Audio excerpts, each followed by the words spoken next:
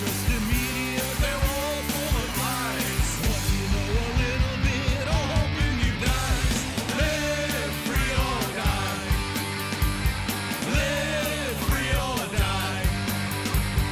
Live free or die. Live free or die. Hello, everyone. Welcome to another exciting edition of Hardfire TV. My name is Cameron Weber. Thank you for watching our program. Today, we're going to talk about higher education in the USA and the student loan situation. In higher education, the United States government guarantees loans to cover tuition. This means that the state subsidizes college attendance. This makes tuition more expensive. Universities receive more income, become more bureaucratic and political, and therefore less innovative. This is not good for the economy, nor for individual self-autonomy. This more expensive tuition means that students have to make higher payments to cover their college debt. They have less options for the future when they leave college, in that one state intervention leads to another. So, of course, we hear politicians stating that student loans should be forgiven. Okay, that was my opening spiel there. Today, to help me discuss this and look for solutions, we welcome back to Hardfire Marcy Berry and Melissa Wilcox. Thanks for having me back. Welcome back, both of you. And thank you for taking the time to discuss this current hot topic politically, right? Student loans. Marcy, you've been doing Hardfire for 4 or 5 years now, right? Yeah. And Melissa, the three of us did one recently. I mean, in August 2023, a year and a half ago, we did one called Mental Health and Crime in the City. Yeah, that was good. You remember that one? Mm-hmm. Yeah. Yeah. I think that we decided that mental health services aren't really meant to heal people, but rather to perpetuate the social service bureaucracy. Am I doing that right? Yep. Okay. So Marcy is a writer. Marcy, do you want to share your blog with us? Yes, I have a website called Just Vote No. It's Right. justvoteno.blog.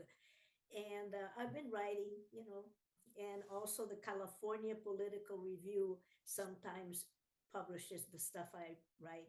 But I'm finally retired from my business, so finally. Oh boy. Right. You used to be politically active in California and then moved Yeah. from there, which is a whole nother topic. Melissa, you are in social services. Yes, I'm in social services. I You work with the mentally and physically handicapped. right, right. And you're interested in the problems of the city of New York as a New York resident. Absolutely. Yeah. Having moved here, I realized the importance of being involved in your government and looking at a lot of different topics in a lot of different ways. Yeah. Somebody told me once, big cities require big government. I'm still not sure how all that's going to work. Anyway, let's go straight to the student loan problem.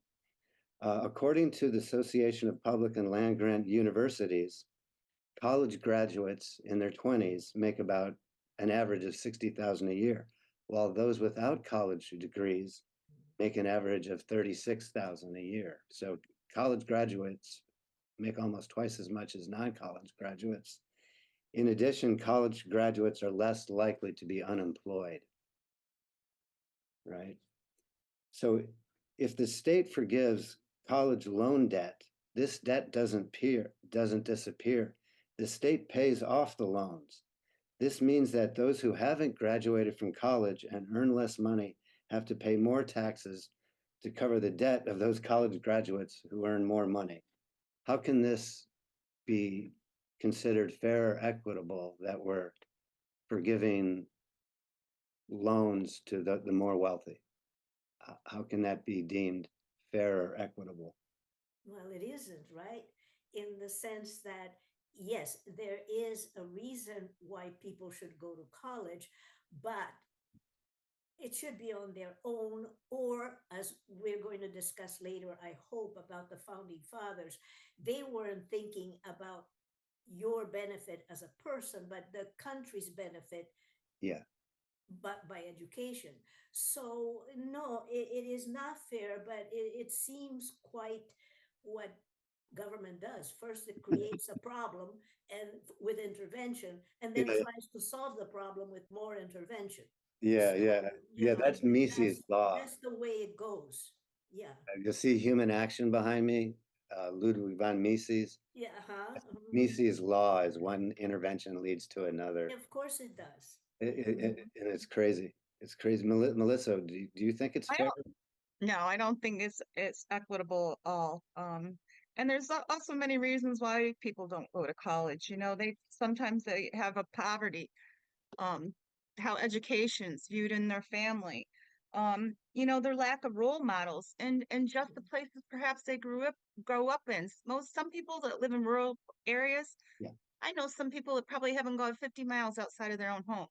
So I think it's really important that when you look at this is if you give one thing, somebody's going to pay for it in the end. Yeah. Somebody. Yeah, And it's that's usually not the people who make the higher incomes or in the higher tax brackets.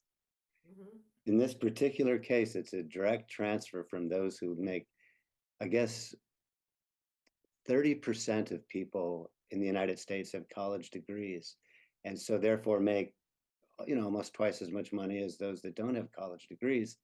Yet those that don't have college degrees will have to pay more taxes for the forgiven loans for the more wealthy. So people talk about social justice. This seems social injustice.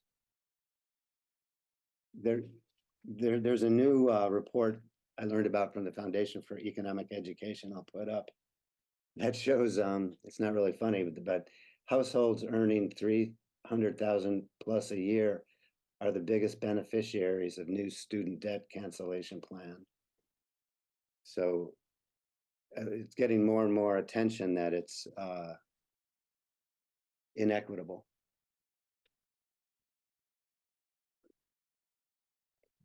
If we agree that this redistribution upward is not social justice, why does the current administration, whose party proclaims to be of the left, continue with this debt forgiveness if it just creates more inequality?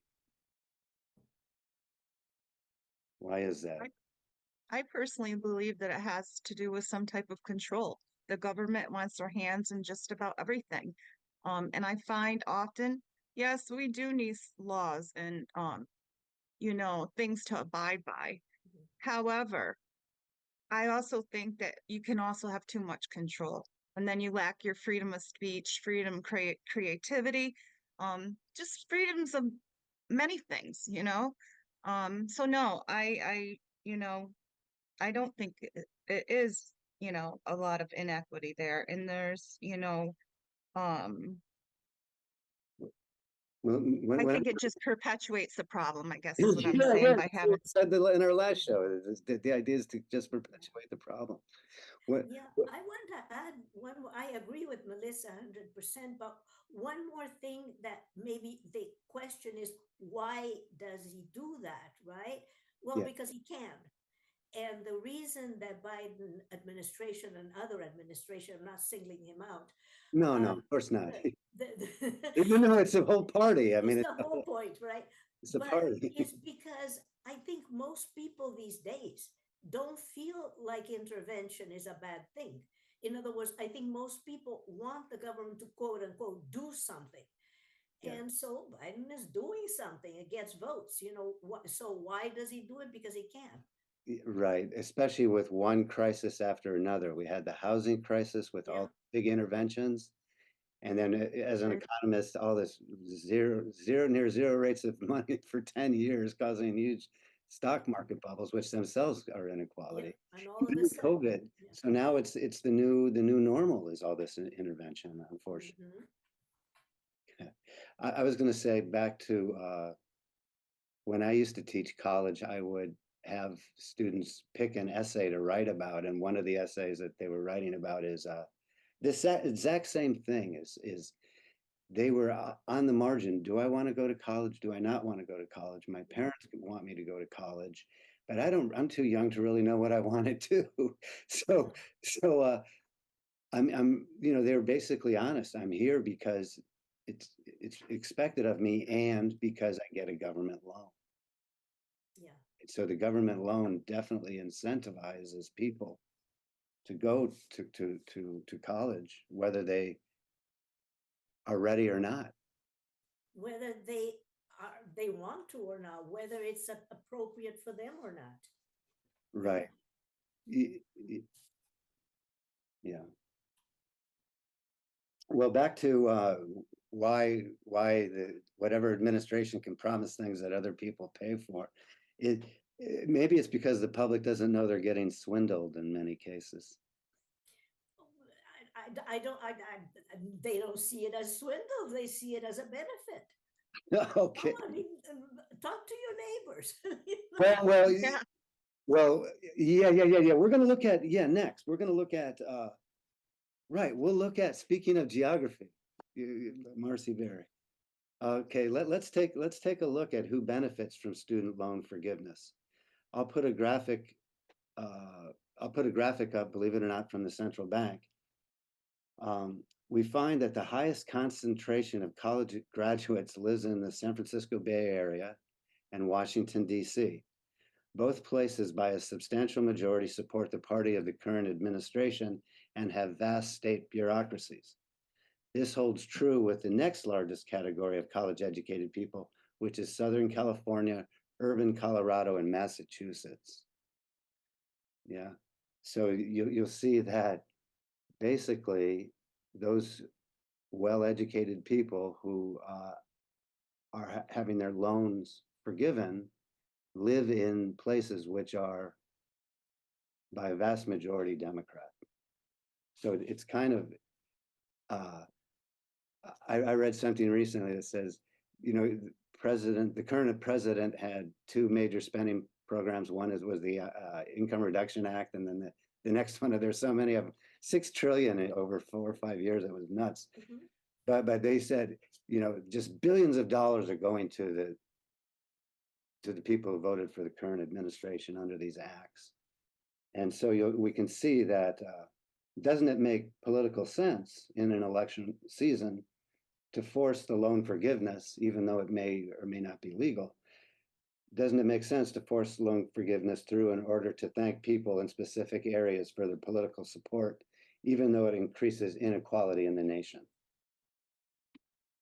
Yeah, well, everything that government does is a strategy, and loans is no different. The student loans is no different. So the strategy is, hey, I'll give you this, and I get your votes. Yeah. So I'm not surprised, And besides, one thing that maybe, I don't know, I'm just throwing this out, but to see what everybody thinks. But aren't intellectuals kind of tend to vote liberal, progressive? Very much so. The whole university system definitely is very. Yeah, and so you have these great universities in Massachusetts, in California, right? So you're Yes, going you to do. build a whole lot of intellectual class that tends to go Yeah. Democrat. Yeah. Joseph Schumpeter, you can see his Capitalism, Socialism, and Democracy there.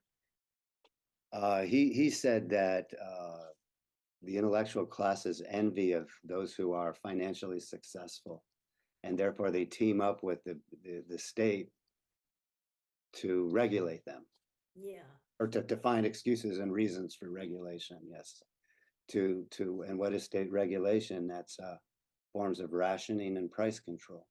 hmm Just like the COVID relief given to local governments overwhelmingly went to those places with leadership from the current administration's political party, why wouldn't we expect the same from any new policy? I guess we've covered that. And also it's noted, of course, that college graduates are more likely to vote Democrat, just like those voting Democrat were more likely to support the state lockdowns during COVID. So you have this as we've said, system of control and a planned system of control versus a spontaneous order. So you have this Yeah. this constant tension between individual rights and state control. And yeah. Okay.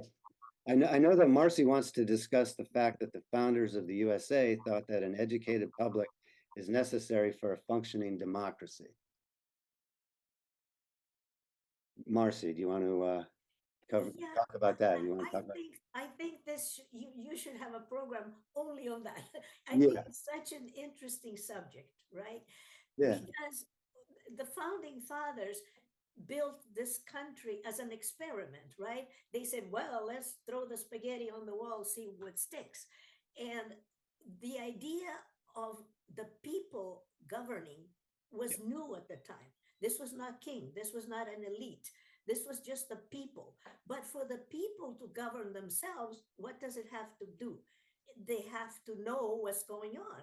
yes, And exactly. so, You need you an know, educated public for a an functioning democracy. educated populace, right? So as soon as the as soon as the pilgrims came over, we don't even have to go to the founding fathers. As soon as the pilgrims, they built colleges all over the place. Mostly they were religious colleges, right? Sure. Yale, all those people, Harvard, all those biggies, they were all religious at first to produce the ministers to educate the people. So Protestant, Protestants. now you might say, well, the founding fathers wanted small government. How could they possibly believe in government supporting college? Well, they did. They Oh, actually did. Can I okay. read you something? Sure. Yeah, Okay. yeah, sure. And then we'll talk about the way Adam Smith thought it should. Yes. Okay. Letter from John Adams Right. to John Jebb, September 10, 1785. There should not be a district of 1 mile square without a school in it, not founded by a charitable individual, but maintained at the expense of the people themselves. Sure. There it is in black and white. Is the government, meaning the people? In those days, government meant their mind was Yeah. Well, where's that from? they do. Letters of John Adams or something? Okay, this is letter from John Adams to John Jebb, September 10, 1785. 1785. Yep. And this is where they said, and then how many people? And all these people, Thomas Jefferson, John Witherspoon, Benjamin Franklin, Benjamin Rush, they all were instrumental Yeah. in building colleges. You know, With Monticello, or what is it? The University of Virginia. University of Virginia, yeah. That's a good. You can't argue with that example too much. Yeah. So, So, well, now what does Melissa think? And then I will continue. No, I think you do need an educated public to run a functioning democracy.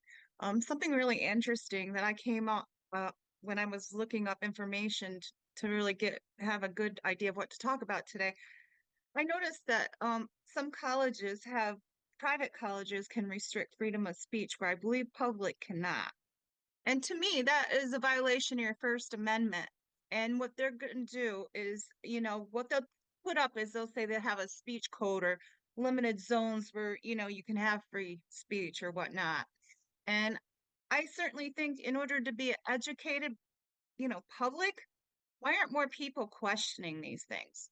Really doing a deep delve and really looking into the real issues and what was our Constitution really written for? And are we really following our Constitution?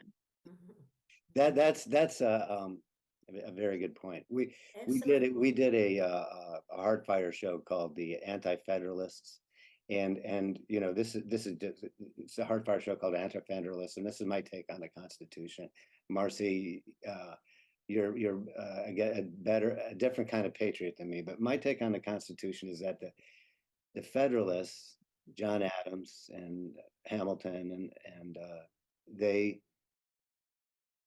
well, the American Revolutionary War was fought and won under the Articles of Confederation, where the states were sovereign, 13 sovereign states, and they pooled their resources and they won the American Revolutionary War. And then you had the people who wanted to consolidate government power in a central government, and they were called the Federalists. The Anti-Federalists were against that. They were against a standing army, and they were against the federal government's power to tax and to be sovereign over the states. So if Marcy's saying that it was founded as a constitutional republic where the states would have sovereignty, then yes, we are not following the Constitution. But if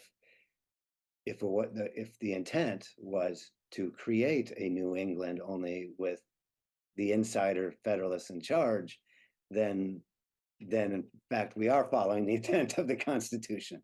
Now, Oh, I'm sorry, Cameron, I don't understand. Are you saying that you were thinking that what Adams was saying was like a federal college? Is that what you're saying? Because that oh was not his intent. no, what I'm saying is the Constitution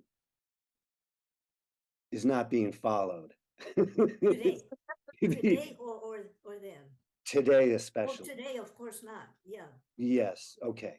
So we agree that we would have a today, better of course not. political economy if we had followed if we were following the Constitution. But yeah, back to the schooling. Melissa mentioned something about public schools versus private schools that I think that we should touch on. Private schools like Notre Dame, public schools like San Francisco State University. Okay. So, but the thing about something like Notre Dame or a Yale is that they are tax-free organizations, and they have huge endowments, and they don't have to pay taxes on their endowments. They don't have to pay income tax on the turnover and the money that the universities make. So in effect, both public, like Harvard, the largest endowment, they make 10% every year and they don't have to pay taxes on it. I mean, it's legendary. So it's kind of a blend, what is a public school and what's a private school. But you're right, we could spend a lot of time on this. Okay, so also we should separate elementary school through high school and then college, right? So I was under the assumption when I was reading Adam Smith that he argued for, I guess you call it elementary education or pre-college or whatever you call it. He thought that we call that public education today. But Adam Smith thought that you should have public education paid for by the state. Yeah, for those younger people who are learning to read and write and learning how government works and stuff like that. And so you should have civics, you should have the state funding that, but that would be funded through, so I'm talking pre-college, that would be funded through the parents. And instead of through public institutions like public schools controlled by state labor union members, teachers unions, it would be the parents choosing the teachers and paying the teachers directly. And so I don't know, that's what I thought that the founders meant by public education. But Marcy's now telling us that there should be a role for college and university education. Yeah, well, like I said, they were, by the time the colonies were around, there were 13 colleges already. And then it turned to 35 to 50 when the founders started talking about it. So obviously, and they did the land grant stuff all throughout the land grants, yeah. technical. So obviously they thought that, higher education, by higher education, I don't mean like graduate school, I mean, 2 years, probably the equivalent of what, community college or something. 2 years of technical school is A technical school is a good thing. Yeah. Yeah. So, it really is. The college degrees are well, good. So I don't know if we covered that. Marcy, did we cover the? Well, we did. I just had to throw that in. Oh, we did cover it. Great. Yeah. We have just 1 minute left. I'd like to thank Marcy Berry and Melissa Wilcox for participating in today's discussion on government tuition subsidies and the value of a college degree. Hopefully we find that some bad policies might find their own end through alternative solutions, meaning alternative education, technical college. In the meantime, we recommend that the federal tuition subsidies stop as soon as possible because of all the negative unintended consequences. Is this what we agree? I think so. Melissa? I would agree. Especially being a person who paid my own way through a private college. Exactly. Um, Unfair to people, to individuals who don't run up debt. I mean, we could go on and on why it's unfair. But anyway, thank you, Marcy. Thank you, Melissa. Thank you for everyone who's watching Hardfire TV. Great to discuss this with you both. Thank you for watching Hardfire TV. Each of our episodes appears 6 times monthly on the Brooklyn Free Speech Network, both on cable and in New York City, all 5 boroughs, and streaming through the BRIC Arts Media House, worldwide, of course. We have more than 50 programs about classical liberal ideas on our YouTube channel. Just search for Hardfire TV and Brooklyn Free Speech. Thank you again. What do you